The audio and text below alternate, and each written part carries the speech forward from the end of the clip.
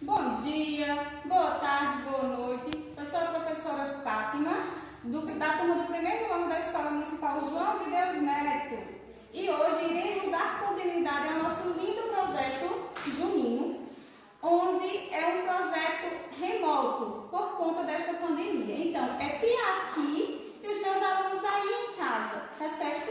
Eles irão dançar uma dancinha, né? Pular fogueira, e o título da marchinha junina, de autoria de Getúlio Marinho, mais conhecido como Amor, e composição de João Barros Filho, lançado em 1926 pelo cantor brasileiro Francisco Assis. Pula fogueira. Então, os alunos que irão se apresentar é Levi, Ronaldo e Mirelle, tá certo? Depois que vocês assistirem esse vídeo, espero que vocês gostem. Vão lá, ó, e curtam, tá certo? Se inscrevam no canal